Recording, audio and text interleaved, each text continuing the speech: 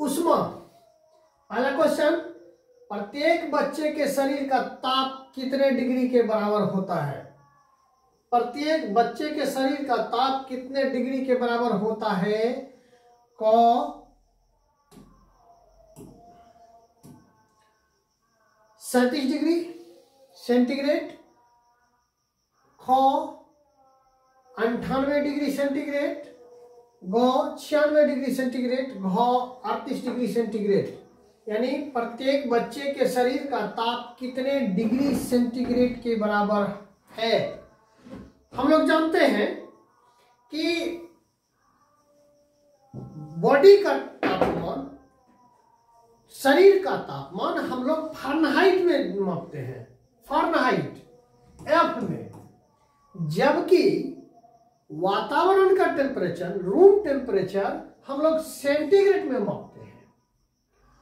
Fahrenheit से centigrade, centigrade से Fahrenheit, ये करना थोड़ा सा टफ नहीं है, इजी वे में समझ सकते हैं थोड़ा सा।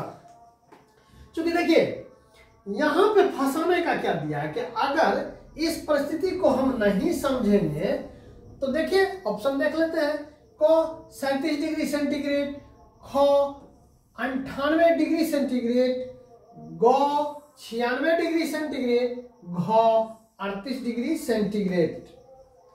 हम लोग जानते हैं कि 98 डिग्री सेंटीग्रेड, यानी सेंटीग्रेड देखे नहीं 98 दिखेगा, 98.5, और मान लेंगे कि यही तो आंसर होगा और ये आपको फंसा डालेगा।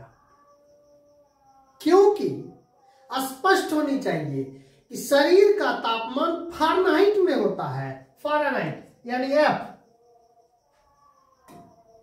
फ़ारेनहाइट में, जबकि रूम तापमान या वातावरण का तापमान वो सेंटीग्रेड में होता है। यहां सभी सेंटीग्रेड में है, तो ये इसको विशेष रूप से देखने के लिए हमें एक चीज देखना होगा कि एक फार्मूला है, उस फार्मूला को देखें कि फ़ारेनहाइट बराबर, अगर फ़ारेनहाइट है और सेंटीग्रेड में लाना है, सेंटीग्रेड को फ़ारेनहाइट में लाना है, तो ये हम देखेंगे कि सामान्यतः अगर हमको देखने को एक फार्मूला है कि 9/5 गुना कोष्ट में करें डिग्री सेंटीग्रेड प्लस 32 डिग्री। अब इस फॉर्मूले को हम अगर देखते हैं, यहां पे ऑप्शन पे लें, 37 है, 98 है, तो पहला 37 को ले लें, 37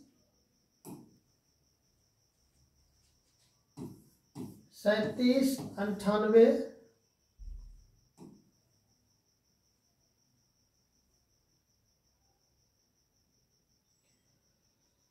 96 38। देखिए यहां पे हमें केवल भरना है। अब मान लीजिए हम 9/5 गुना, यहां पे अगर पहला ऑप्शन मेरा है 37 डिग्री, तो 37 डिग्री हम ले लें, जोड़ 32 को अगर हम सॉल्व करते हैं कि 9/5 गुना 37, तो 66.6 आता है।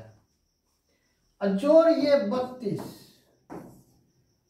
32, चूंकि ये डिग्री में है तो 32, तो हो जाएगा अब ये 6×2 = 8, 6×3 = 9.6 डिग्री, ये हो जाएगा आपका फ़ारेनहाइट। यानी अगर हम 37 डिग्री हम यहाँ पे रखे तो ये हो गया मेरा 98.6। अब जरा सा 38 करके हम 37 डिग्री बराबर हमारा आ गया क नंबर का ये 98.6 फ़ारेनहाइट आया। अब यहीं पे हम 38 डिग्री करते हैं, तो 38 डिग्री करते हैं तो ये देखिए हो जाएगा 9/5 गुना 38 जोड़ 32, 68.4 जोड़ 32। अब ये हो जाएगा 4 8 2 10 के 0 हाथ 1 6 3 9 10, 100.4 ये फारेनहाइट हो जाएगा। तो यानी घ नंबर का इसका है ये हो जाएगा 38 अगर डिग्री है तो ये हो जाएगा 100.4 फारेनहाइट। जबकि हम लोग जानते हैं कि एक सामान्य तापमान मनुष्य का 98.5 या 6 98.5 फारेनहाइट है। तो आंसर अब आपका यहां पे हो जाएगा क नंबर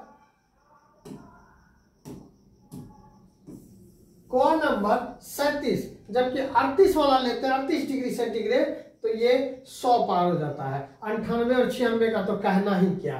तो फार्मूला सिर्फ है कि 9/5 गुना सेंटीग्रेड जितना आप लेना चाहें प्लस 32।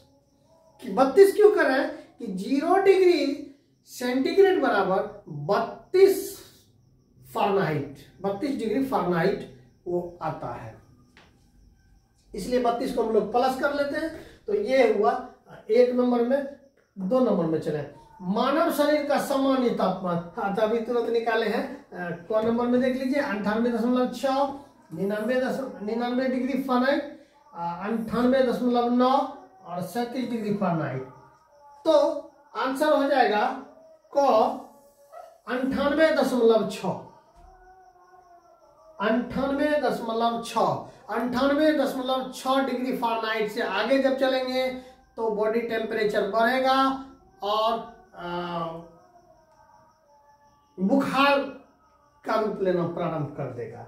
हाँ एवरीबॉडी, आज फिर से एक नए वीडियो के साथ, वीडियो संख्या 21, सक्षमता परीक्षा पूर्व रिवीजन क्लास वर्ग 1 से लेके 8 तक का कक्षा 7 से विज्ञान पाठ संख्या 3 से प्रारंभ है।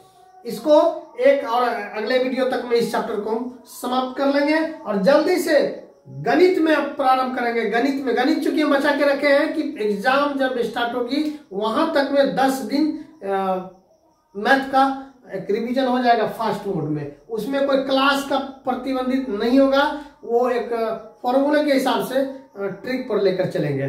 तो आगे बढ़ने से पहले अगर अब तक चैनल को सब्सक्राइब नहीं किया तो प्लीज सब्सक्राइब कर लें ताकि त्वरित रूप से हर वीडियो आप तक पहुंच पाए।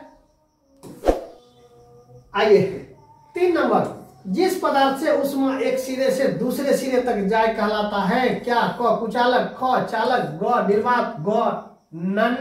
ये नन क्या है भाई? कोई नहीं। ऑल सभी, बोथ दोनों, ये शब्द इस्तेमाल होता है, इसे रखा जाए। जिस पदार्थ से ऊष्मा एक सिरे से दूसरे सिरे तक जाए, यानी कि ऊष्मा इधर से इस तरफ चले जाए, उसे हम क्या कहेंगे? क कुचालक, ख चालक, ग निर्वात, ग नन। तो कुचालक मतलब इधर से उधर ऊष्मा या विद्युत ना जाए, वो कुचालक कहलाता। तो ये नहीं होगा। ख चालक, यानी इस छोर से उस छोर तक विद्युत या ऊष्मा चले जाए, उसे हम चालक बोलते हैं। तो आंसर होगा ख। चौथा, जिस पदार्थ से ऊष्मा एक सिरे से दूसरे सिरे तक नहीं जाए क्या कहलाता है? चालक, ख सुचालक, ग कुचालक, ग नन। तो चालक मतलब चालक सुचालक एक ही हो गया, तो क और ख तो नहीं होगा। आंसर हो जाएगा ग कुचालक। चले 5वां, ऊष्मा स्थानांतरण की विधि को क्या कहते हैं? क चालक, ख कुचालक, ग संवहन, ग नन।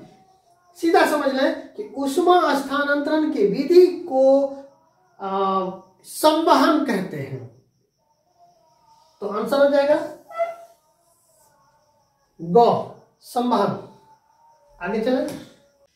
6, समुद्र की ओर से आने वाली हवा को कहते हैं क्या? समीर, ख मरुस्थलीय समीर, ग जलीय समीर, ग समुद्रीय समीर। तो आंसर हो जाएगा घ समुद्र या समीर। 7 नंबर वायु है क्या? क उष्मारोधी, ख समीर, ग हवा, घ पवन। तो वायु है उष्मारोधी, एक लाइन में आंसर क।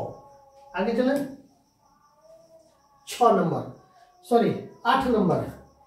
एक चीज, चूंकि वीडियो बनाते हैं तो एक चीज से परेशानी होती है, एक्स्ट्रा नॉइज जो है यानी कि साउंड अलग से वो आते रहता है, कोई न कोई अगल बगल फंक्शन होते रहता है और माइकिंग स्पीकर लगा रहता है, पूरी परेशानी होती है। क्या करें, प्रयास करते हैं, लेकिन अभी भी थोड़ा अगर साउंड आ रहा होगा तो प्लीज इग्नोर करेंगे।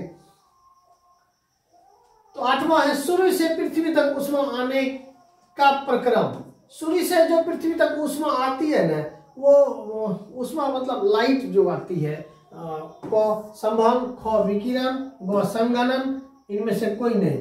तो संवहन मतलब ढोना होता है, ग विकिरण, आंसर तो विकिरण होगा। 9 1 लीटर जल जिसका तापमान 0 डिग्री हो। इसको जरा ध्यान से देखेंगे कि 1 लीटर जल है, उसका तापमान 0 डिग्री है, और दूसरे में 1 लीटर तापमान, उसका तापमान 40 डिग्री है, और आपस में मिला दे तो पूरे जल का तापमान क्या होगा?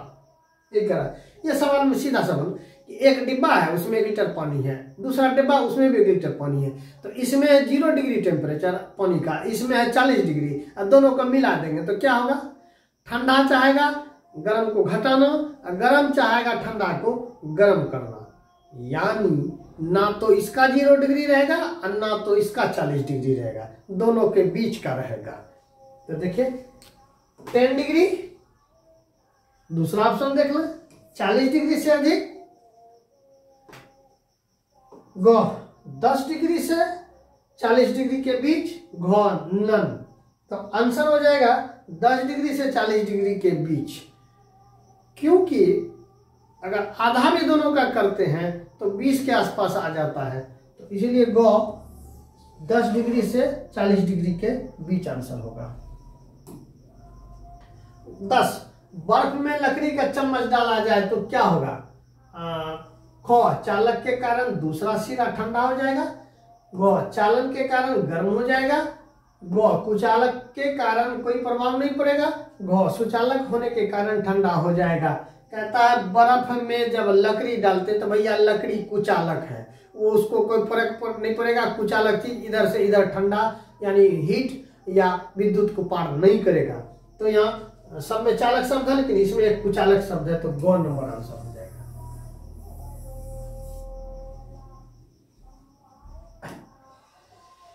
11 20 डिग्री ताप पर गर्म जल में 20 डिग्री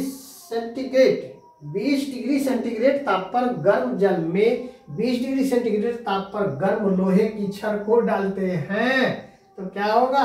क छड़ का तापमान बढ़ जाएगा, ख पानी का तापमान बढ़ जाएगा, ग दोनों का तापमान बढ़ जाएगा, ग कोई प्रभाव नहीं पड़ेगा। पानी का तापमान 20 डिग्री है और छड़ रड का भी तापमान 20 डिग्री है, दोनों को डाल देंगे तो क्या होगा? दोनों का तापमान समान है तो कोई प्रभाव नहीं पड़ेगा भैया।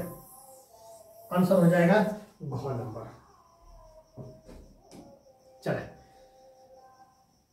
चौथा चैप्टर गति व समय। 12 सरल रेखीय गति का उदाहरण है।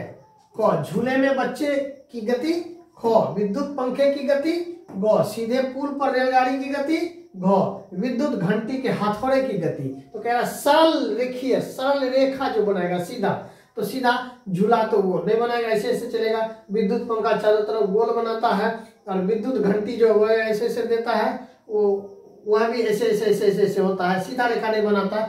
जबकि रेलगाड़ी जो है वो सीधा रेखा बनाती है पुल पर, पुल पर, सीधे पुल पर रेलगाड़ी की गति।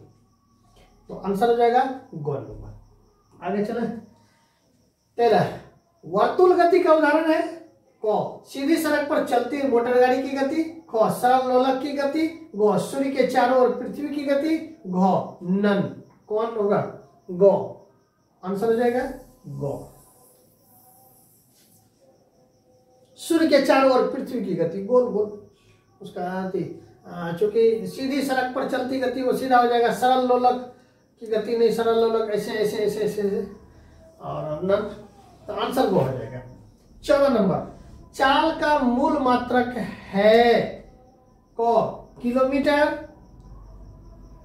प्रति मिनट, ख मीटर प्रति मिनट, ग मीटर प्रति सेकेंड, घ किलोमीटर प्रति घंटा। चालक का, इसके लिए हमको इस प्रश्न को मिटाना होगा जरा सा एक बार।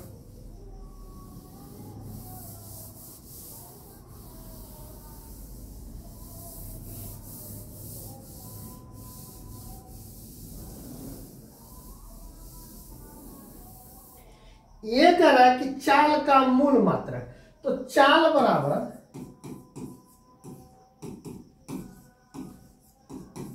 तय की गई दूरी और तय की गई दूरी में लगा समय। ये देखिए, यानी कि दूरी तय जो किया अब बटे उस तय की गई दूरी में समय कितना लगा। तो दो चीजें यहां, दूरी को हम लोग मापते हैं एसआई मात्रक, एसआई मात्रक है मीटर एम, और जो समय लगा तो समय का एसआई मात्रक है सेकेंड। तो मीटर बटे सेकेंड यानी मीटर बटे सेकेंड। ये इसको हम लोग ऐसे भी लिखते हैं कि मीटर प्रति सेकेंड। तो यहां पे देखें मीटर प्रति सेकेंड, किलोमीटर मिनट नहीं होगा, मीटर मिनट नहीं होगा। देखिए न्यूनतम जो है इकाई उसे हम मापते हैं, तो ग नंबर आंसर हो जाएगा मीटर प्रति सेकेंड। 31 नंबर 15, कोई बस 60 किलोमीटर चाल से 45 मिनट तक चलती है। कोई बस 60 किलोमीटर की चाल से 45 मिनट चलती है, तो बस द्वारा तय की गई दूरी क 30 किलोमीटर, ख 60 किलोमीटर, ग 45 किलोमीटर, घ 15 किलोमीटर। कौन आंसर होगा? देखिए 60 किलोमीटर जो कह रहा है कि चाल है यानी 1 घंटा में तय करता है। तो 1 घंटा में 60 किलोमीटर चलता है, यानी 60 मिनट में 60 किलोमीटर, तो 1 मिनट में 1 किलोमीटर। अब कह रहा है 45 मिनट में, तो 45 मिनट में 45 किलोमीटर। फिर से देख लें, 60 मिनट में 60 किलोमीटर, 1 मिनट में 1 किलोमीटर, तो 45 मिनट में 45 किलोमीटर। तो आंसर देख लीजिए, आपके पास ये दिया हुआ ग नंबर 45 किलोमीटर। 16, कौन सा संबंध सही है? हा यानी अभी तुरंत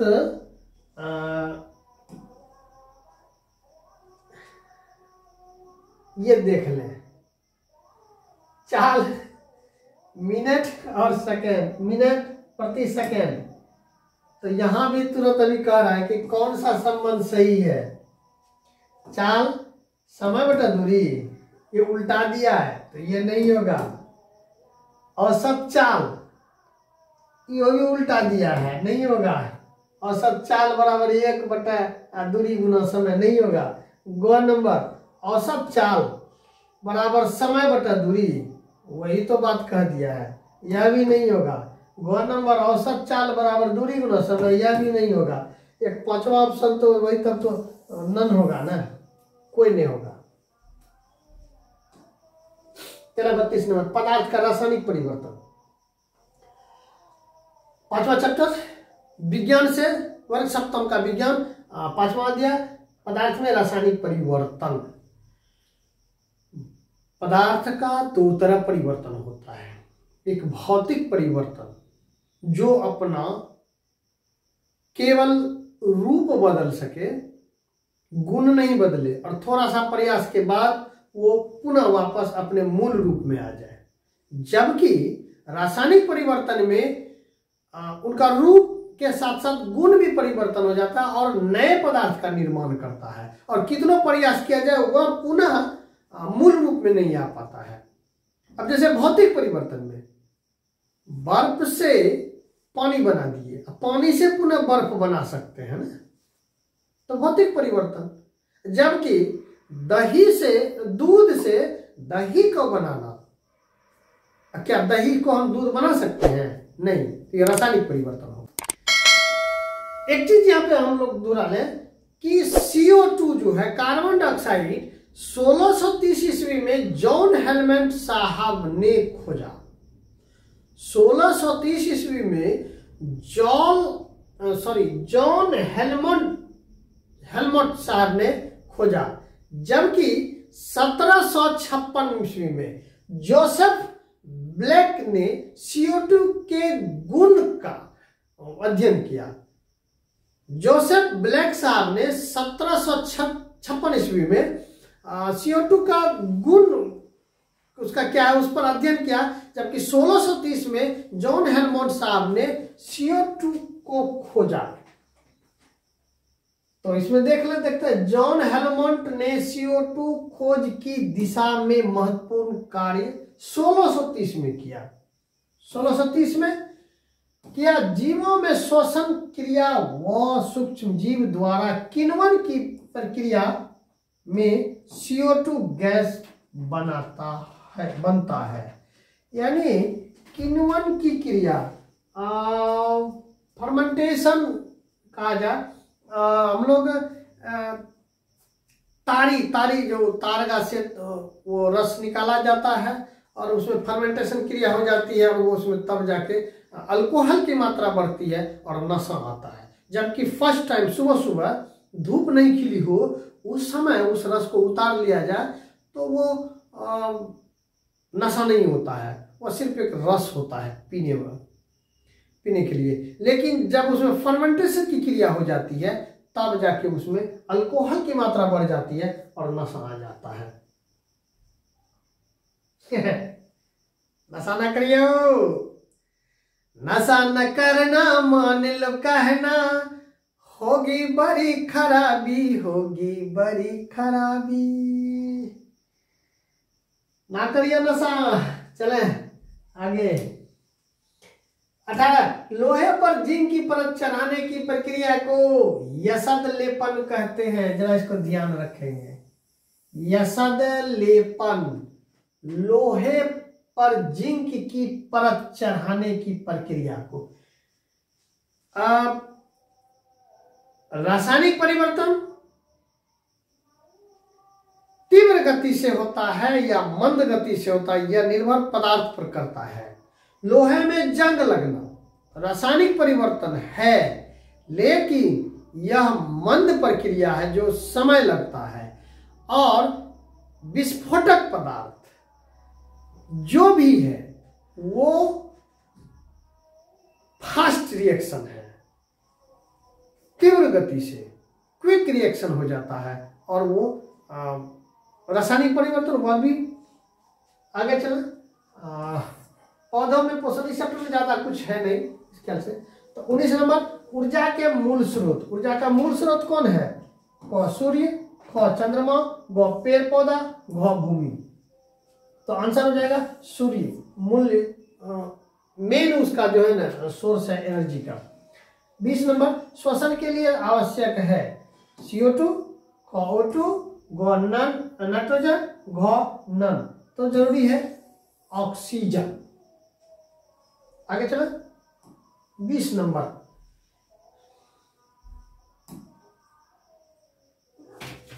20 हो गया। आगे चला 21 में। 21 नंबर, प्रकाश संश्लेषण द्वारा पौधों में किसका संश्लेषण होता है? क ऑक्सीजन, ख कार्बोहाइड्रेट, ग वसा, घ नन। तो कार्बोहाइड्रेट का निर्माण होता है, संश्लेषण होता है। इसका वीडियो के अंत में जब ये ऑब्जेक्टिव हो जाएगा, उसके लास्ट में हम प्रकाश संश्लेषण पर थोड़ा सा विश्लेषण करेंगे। निश्चित रूप में लास्ट वाला वो देख लेंगे। प्रकाश संश्लेषण पर याद रखने के लिए कुछ ट्रिक है, उसे हम आपके पास रखेंगे। तो 22 नंबर, अच्छा कार्बोहाइड्रेट बोलते हैं ना, तो ये मंड भी बोलते हैं हम लोग, या ग्लूकोज भी बोल देते हैं। इसको ख्याल रखेंगे, मंड या ग्लूकोज या कार्बोहाइड्रेट। चले 22 नंबर, अमरबेल की संरचना क्या है? जेकर जड़ ने पत्ता वो है अमर लत्ता, मतलब अमरबेल। क सीढ़ीनुमा, ख घासनुमा, ग धागेनुमा, घ नन। तो आंसर हो जाएगा धागेनुमा। देखते हैं ना सेवई की तरह पीला पीला पेड़ पौधे पर लटका रहता है। जिस पौधे पर वो चढ़ जाता है उसका तो सत्यानाश कर देता है। स्पेशल वीडियो बनाया, लिंक में दे देंगे और कमेंट बॉक्स में भी दे देंगे, देख लीजिएगा वो वीडियो, बहुत अच्छा उसका बनाए हुए हैं। 23 नंबर, कौन सा जीव दलहनी फसलों के जड़ों में पाया जाता है? राइजोबियम, क्लोरोफिल, पर्णहरित, नन। आंसर हो जाएगा राइजोबियम। इस राइजोबियम के बारे में जान ले। दलहनी पौधा जो भी है उसके जड़ में गांठ नुमा होता है, वहां पे राइजोबियम जीवाणु पाए जाते हैं। ये राइजोबियम क्या करता है? वातावरण से नाइट्रोजन को अपने अंदर फिक्सेशन उसका जमा करता है। हम लोग यूरिया देते हैं फसल में और वहां वो यूरिया के बदले वो काम कर जाता है। इसको डिटेल में जाएंगे तो वक्त ज्यादा लग जाएगा। सीधा जाना कि राइजोबियम जो है नाइट्रोजन का फिक्सेशन करता है उसमें जड़ में, वातावरण से लेके दलहनी पदार्थ में ये करता है। तो इसीलिए कहा जाता है कि दलहनी पदार्थ को उखाड़ के नहीं हटाना चाहिए, काट देना चाहिए, जड़ जमीन में ही रह जाना चाहिए ताकि अगले फसल को के लिए नाइट्रोजन की कमी को पूर्ति करे। हाँ, ये सवाल आ गया 24वां। वायुमंडल में सबसे अधिक गैस कौन सा है? वायुमंडल में पिछला वीडियो देख लेंगे। क ऑक्सीजन, ख नाइट्रोजन, ग CO2, घ नन। कहे थे आंसर हो जाएगा नाइट्रोजन। ये 78% है। वातावरण में ऑक्सीजन 21% है और 1% में ये महाशय वो अन्य है। 1% में CO2 वो अन्य, ऑक्सीजन 21%, नाइट्रोजन 78%। ये पिछला वीडियो में बेहतरीन ढंग से डिटेल बताए हुए हैं। तो इसका वायुमंडल में सबसे अधिक गैस कौन है? तो 78% नाइट्रोजन। आगे चले, कीट भक्षी पौधे हैं। क गुलाब, ख मटर, ग घटपर्णी, घ अमरबेल। कौन है? तो आंसर हो जाएगा घटपर्णी। एक वीडियो अच्छा वाला बनाए हुए हैं, उसका है ये कि क्या पेड़ पौधे भी मांसाहारी होते हैं? एक कलश जैसा आकार बना लेता है, कीट उसमें आता है और डब्बा बंद हो जाता है, अंदर में कीट को मार देता है, सरा गला के पचा देता है और रस उसका पी लेता है। तो हाँ, मांसाहारी भी होते हैं। इसका अलग से भी वीडियो है, 2 वीडियो इसमें हम डाल देंगे लिंक में और कमेंट में भी। चलो 26 नंबर, पौधे का रसोई घर है कौन? क तना, ख जड़, ग पत्ती, ग फूल। तो पत्ता जो होता है जहाँ प्रकाश संश्लेषण क्रिया होती है वो पत्ती कहलाता है पौधे का रसोई। हवा 29 नंबर, हवा का वेग बढ़ने के साथ वायु का दाब क्या होता है? क अधिक, ख घटता है, ग अपरिवर्तित, घ घटक। तो ख घटता है। आगे चलो 29 नंबर, सॉरी 30 नंबर, गतिशील वायु कहलाती है। क हवा, ख पानी, ग गैस, घ घटक। तो आंसर हो जाएगा हवा। 31 नंबर, पवन दिशा सूचक का उपयोग किया जाता है। क पवन की दिशा को जानने के लिए, ख पवन की गति जानने के लिए, ग वायु दाब जानने के लिए, घ पवन ताप जानने के लिए। तो आंसर हो जाएगा क नंबर, क्योंकि पवन की दिशा जानने के लिए पवन दिशा सूचक यंत्र हम लगाते हैं, जबकि पवन वेग, उसकी गति जानने के लिए पवन वेग मापी हम लोग लगाते हैं, पवन वेग मापी, और दिशा मापने के लिए पवन दिशा सूचक लगाते हैं। चलते हैं अगले 32 नंबर। पवन वेग मापी जाती है, हाँ आ गया, पवन वेग मापी जाती है, पवन ताप, ख वायु दाब, ग पवन वेग, घ पवन दिशा। तो पवन वेग मापी जाती है, पवन ताप नहीं, वायु दाब नहीं, पवन दिशा नहीं। चलो इस सवाल में कुछ ज्यादा था नहीं। एक चीज, अमेरिका में इसे हरिकेन के नाम से जाना जाता है, जबकि पूर्व एशिया में टाइफून के नाम से जानते हैं हम लोग। चक्रवात का तो अलग अलग देशों में अलग अलग नाम दिया गया है। तो आ जाए जलवायु और अनुकूलन में। Sorry, 33 number. तापमान, आर्द्रता और अन्य कारक किसके घटक हैं? तापमान, आर्द्रता व अन्य किसके घटक है? मौसम के, ख जलवायु के, ग तापमान के, घ सापेक्षिक आर्द्रता के। किसके? तो आंसर हो जाएगा मौसम के। ये सभी मौसम के घटक हैं। आगे 34 नंबर में, भारत की जलवायु है, क्या है? क उष्णकटिबंधीय, ख आर्द्र, ग नम, घ शुष्क। तो उष्णकटिबंधीय। 35 नंबर, भारत की जलवायु पर कितने प्रकार की मानसून प्रभाव पड़ता है? क 1 प्रकार, ख 2 प्रकार, ग 3 प्रकार, घ 4 प्रकार। तो ये 2 प्रकार के, ख नंबर हो जाएगा। गर्म और नम दोनों प्रकार का। तो उत्तरी पूर्वी मानसून और दक्षिणी पूर्व मानसून जो है ये भारत पर के जलवायु पर प्रभाव डालता है। 36 नंबर चले। उत्तर पूर्वी मानसून को कहा जाता है, उत्तर पूर्वी मानसून को कहा जाता है क शीत मानसून, ख ग्रीष्म मानसून, ग दोनों, घ नन। क्या होगा? तो शीत मानसून कौन नंबर? उत्तर पूर्व मानसून को हम लोग कहते हैं। आगे चले 37 नंबर। ध्रुवीय क्षेत्रों का न्यूनतम तापमान हो जाता है कितना? -40 डिग्री, 37 डिग्री सेंटीग्रेड, ग -37 डिग्री सेंटीग्रेड, घ 40 डिग्री सेंटीग्रेड। तो आंसर हो जाएगा -37 डिग्री सेंटीग्रेड तक चला जाता है ध्रुवीय क्षेत्रों का न्यूनतम तापमान। न्यूनतम, अधिकतम तो और जो हो, हाँ हम लोग जानते हैं कि जहां आदमी का बसाव है, रूस में, साइबेरिया में -52 डिग्री तक चला जाता है। वहां तो शायद फ्रिज का कल्पना भी नहीं है, वो बर्फ ही फ्रिज का काम करता है। 39 डिग्री, सॉरी डिग्री के चक्कर में इसे भी हम डिग्री पर है। 38 नंबर। मरुस्थल का जहाज कहा जाता है, मरुस्थल का जहाज यानी रेगिस्तान का जहाज किसे कहते हैं? 1 नंबर खच्चर, ख बैल, ग भैंसा, ग ऊंट। तो ऊंट को हम लोग रेगिस्तान का हवाई जहाज कहते हैं।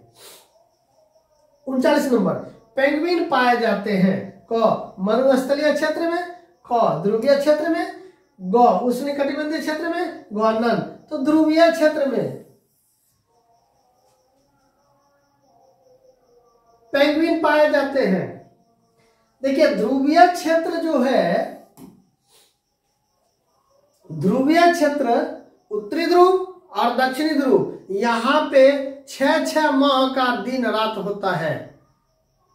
6 माह का। यहाँ डेली सूर्यास्त और सुबह नहीं होता है। इसके पीछे रीजन है तो ये ज्योग्राफी में बताया जाएगा। 40 नंबर। प्रवासी पक्षी है कौवा, ख कबूतर, घ साइबेरियन क्रेन, घ नन।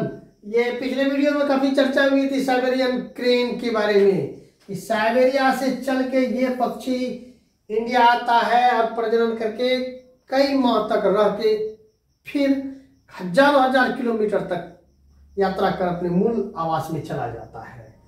तो आंसर हो जाएगा साइबेरियन क्रेन। 41 नंबर, कौन मौसम के घटक नहीं है? क पवन, ख तापमान, ग आर्द्रता, घ पहाड़। तो पहाड़ नहीं है।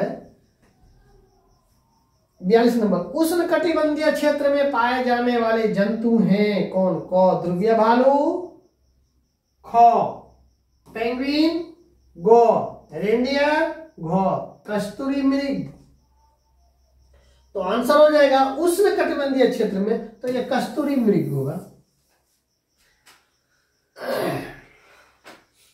चले 43, ध्रुवीय क्षेत्र में पाए जाने वाले जंतु हैं टुकन पक्षी, ख हाथी, घ लायन टेल डंगर, घ ध्रुवीय भालू। तो आंसर हो जाएगा ध्रुवीय भालू। ये उतने -37 डिग्री या 50 डिग्री भी टेम्परेचर होती है आराम से जी लेता है, क्योंकि इसका फर जो है एक तो फैट चर्बी का लेयर होता है मोटा, और उसके बाद ऊपर शरीर पर भी रोएदार फर ज्यादा होता है। 44 नंबर, वैसे जंतु जिनके शरीर पर बालों फर की 2 मोटी परत हो, देखिए आ गया कि 2 मोटी परत हो, पाए जाते हैं क उष्ण कटिबंधीय में, ख रेगिस्तान, ग ध्रुवीय क्षेत्र, घ नन। तो निश्चित रूप से आंसर हो जाएगा ध्रुवीय क्षेत्र में भालू। तो ये था मेरा 44 सवाल और 8 अध्याय तक हम चले गए हैं। तो चूंकि प्रकाश संश्लेषण की चर्चा हमें करनी थी, लेकिन वीडियो काफी लंबा हो चुका है, तो उसको हम छोटे से वीडियो में हम डालना चाहेंगे अलग से। और यहीं तक चूंकि 8 अध्याय हम बीत चुके हैं और जल्दी से अगले अध्याय में प्रवेश करना है, समाप्ति भी करना है, क्योंकि 26 तारीख से दौर भी प्रारंभ है और गणित का दौर हमें प्रारंभ करना है, जल्दी से साइंस से निकल जाना है। तो समय की कमी के कारण से चूंकि वीडियो लंबा हो चुका है, तो मिलते हैं अगले वीडियो में। तब तक के लिए बाय कहने से पहले लाल बटन अब तक दिख रहा है, इसे सब्सक्राइब कर दें प्लीज, उत्साहवर्धन होता है। तो मिलते हैं अगले वीडियो में, तब तक के लिए बाय, थैंक यू।